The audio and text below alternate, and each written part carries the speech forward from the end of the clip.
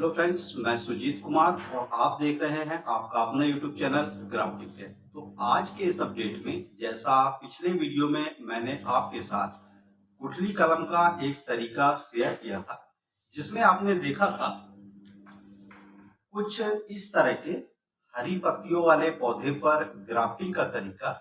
मगर यदि आप इस तरह के पौधे पर ग्राफ्टिंग कर रहे हैं जो कि अभी 10 से 12 दिन का बीज से हुआ पौधा हो, और इस पौधे पर जो लगभग 20 से 25 दिन का हो चुका हो, तो दोनों पर ग्राफ्टिंग का अलग अलग तरीका होता है। तो पिछले अपडेट में आपने देखा था कि इस तरह के पौधे पर आपको किस तरह से ग्राफ्टिंग करनी है। मगर जब आप बीज से उगे एक नए पौधे पर, जो कि बहुत हद है 12 से 13 दिन पहले ही बीज से निकला हो, ऐसे पौधे पर भी आप एक सफल ग्राफ्टिंग करके ग्राफ्टेड प्लांट बना सकते हैं। इन बातों का ध्यान इस तरह के पौधों पर ग्राफ्टिंग करते समय आपको रखना पड़ेगा। तो आइए वीडियो को शुरू कर लेते हैं। आपके पास यदि पुराने रूट स्टॉक प्लांट नहीं है, यानी कि 1 से 2 साल पुराने बीज से तैयार पौधे नहीं है, तो आप छोटे पौधों पर भी, जो कि अभी बीज से उग रहे हैं, उन पर भी ग्राफ्टिंग करके एक सफल ग्राफ्टिंग कर सकते हैं। तो पूरा तरीका जानने के लिए वीडियो को लास्ट तक जरूर देखिएगा, ताकि आप समझ पाएं कि वीडियो पौधे पर, यदि आप नए पौधे पर ग्राफ्टिंग करेंगे तो किस तरह से करेंगे, या इस तरह के पौधे पर जिसकी पत्तियां इस तरह की ग्रीन हो चुकी हैं। और दोनों तरीके को समझते हैं, क्योंकि इस पौधे पर और इस पौधे पर ग्राफ्टिंग का अलग अलग मेथड अपनाया जाता है। तो आइए उसको हम जान लेते हैं। तो फ्रेंड, कोई पौधा जब बिल्कुल नया नया बीज से तैयार होता है तो वह देखने में कुछ आपको इस तरह से नज़र आता है। उसकी पत्तियां इस तरह से लाल लाल होती हैं। देसी गुठली का पौधा ही आप ग्राफ्टिंग में हमेशा उपयोग करें, चाहे वह बड़े पौधे हों या छोटे पौधे। जैसे ये सीड से उगा हुआ 6 से 7 दिन का पौधा है, और एक ये पौधा देख रहे हैं जो लगभग बीज से उगे हुए इसको 20 से 25 दिन या 30 दिन हो चुका होगा। मगर यहाँ इस तरह के पौधे पर आप ग्राफ्टिंग करते समय या इस तरह के प्लांट पर ग्राफ्टिंग करते समय दो अलग मेथड अपनाए जाते हैं, ताकि इनकी ग्राफ्टिंग सक्सेस हो पाए। तो इस तरह के पौधे पर ग्राफ्टिंग का तरीका मैंने आपके साथ पिछले वीडियो में शेयर किया था। उस प्लांट को यदि आप अभी देखें, ये पौधा है जिस पर हमने ग्राफ्टिंग की थी, और अब अभी आप इस पर हल्की स्प्राउटिंग यदि ध्यान दें तो आप देख पाएंगे इस पौधे ने हल्की न्यू ग्रोथ निकालनी स्टार्ट कर दी है। ये देखें, यदि तो यहाँ से इस पर आपको स्प्राउटिंग यानी कि नया अंकुर बनता हुआ दिखाई दे रहा है। इस पर हमने वी ग्राफ्टिंग की थी। सायन जो लगाई थी इस रूट स्टॉक प्लांट के हिसाब से लगाई थी।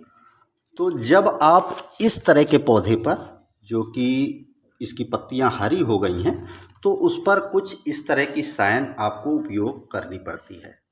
ये देखिए, ये कम से कम 2 से 3 महीने पुरानी निकली हुई ब्रांच है, और इस तरह की सायन लेके आप इस तरह के पौधे पर ग्राफ्ट कर सकते हैं जिसकी पत्तियां हरी हैं। इस पर आप वी ग्राफ्टिंग करेंगे।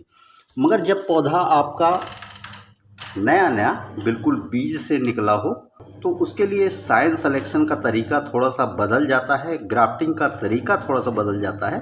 तो किस तरह से आप इस पर ग्राफ्टिंग करेंगे, आइए वो जान लेते हैं। सायन मैं आपको दिखाता हूँ। ये सायन मैं थोड़ा दूर से लेके आया हूँ, ये देखिए। तो इसके लिए आपको सायन भी थोड़ा हल्की ग्रीन लेनी है। बहुत मैच्योर सायन का उपयोग आपको नहीं करना है। ये देखिए, यहाँ पर दो अलग तरह की सायन आप देख रहे हैं। यह एक 2 से 2.5 महीने पुरानी ब्रांच होगी, मगर ये जो ब्रांच आप देख रहे हैं, जो कटिंग हम लेके आए हैं, ये बहुत हद है। तो 1 महीने पहले प्रिपेयर हुई, मतलब पौधे पर निकली हुई सायन है, जिनको डिफॉलिनेट करके हम अपने पौधे पर उपयोग कर रहे हैं। मतलब इसकी हमने पत्तियां जो है पहले कट कर दी थी, और फिर जब इस पौधे की ये जो पत्तियों वाली डंठल है यह गिर गई, तो हमने इसे पौधे से कट कर लिया।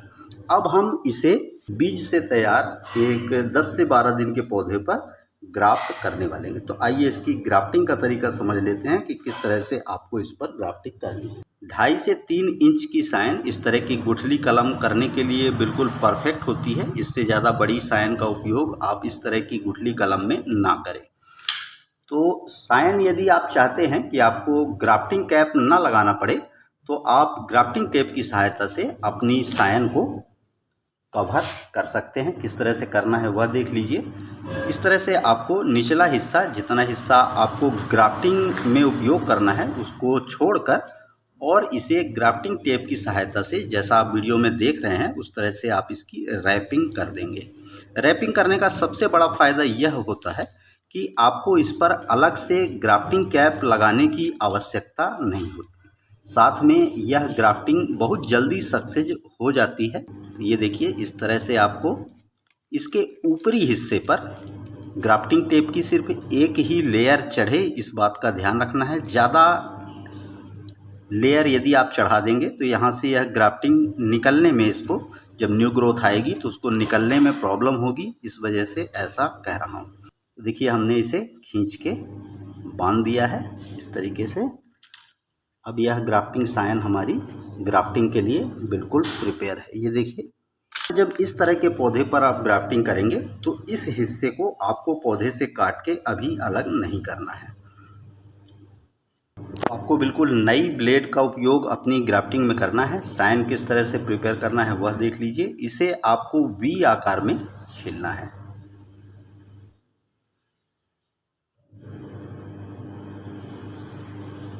यह कार्य बिल्कुल सावधानी पूर्वक करें ताकि आपका जो कट है वह बिल्कुल शार्प और क्लीन लगे।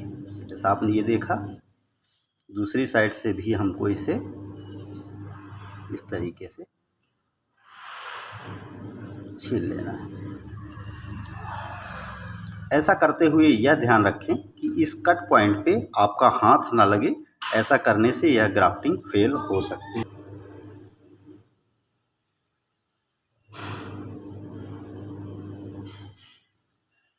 ये देखिए, लगभग आधा हिस्सा इसका कट चुका है। तो जो साइन हमने प्रिपेयर की है उसको हमें इस रूट स्टॉक प्लांट से अटैच करना है।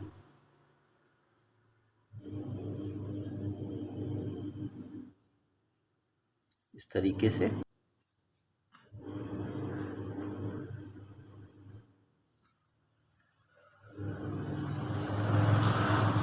तो ये देखिए फ्रेंड, हमने इसको यहाँ पर ग्राफ्ट किया है। ये देखिए, यहाँ से इसकी छाल ये कट पॉइंट पे मिलनी चाहिए, तभी यह ग्राफ्टिंग आपकी सफल होगी। तो देखिए, इस तरह से आपको इसे ग्राफ्टिंग टेप की सहायता से लपेटना है अच्छी तरह से और टाइट बांधना है। ज़्यादा ढीला आपको इसे नहीं छोड़ना है। इस तरीके से।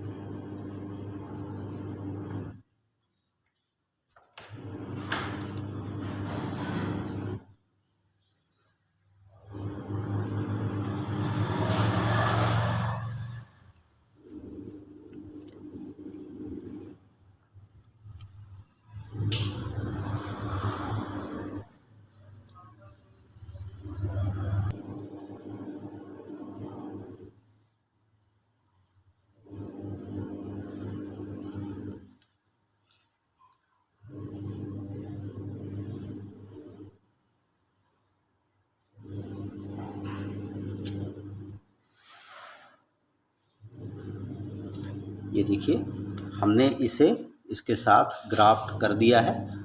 अब आप समझ गए होंगे, क्योंकि यहाँ पर हमने बिल्कुल नया रूट स्टॉक प्लांट उपयोग किया है, इसलिए हमने इस पर अनमेच्योर यानी कि लगभग समान एज की साइन लगाई है। यहाँ पर कुछ पुराना रूट स्टॉक प्लांट था हमारे पास, तो इस पे हमने एक मेच्योर साइन का उपयोग किया है।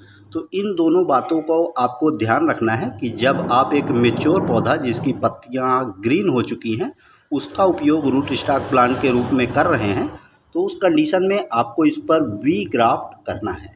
जब आप इस तरह का रेड कलर का पत्तियों वाला पौधा बिल्कुल बीज से 10 से 12 दिन का उगा हुआ हो, उस कंडीशन में करते हैं तो आपको उसे यहाँ पर ग्राफ्ट ना करके, वी ग्राफ्ट ना करके साइड ग्राफ्ट करना है। जब यह पौधा न्यू स्प्राउटिंग निकाल लेगा, यानी कि नई पत्तियाँ इस पे आ जाएंगी कुछ इस तरह की, तब फिर आप इस पौधे को यहाँ से काट के अलग कर देंगे।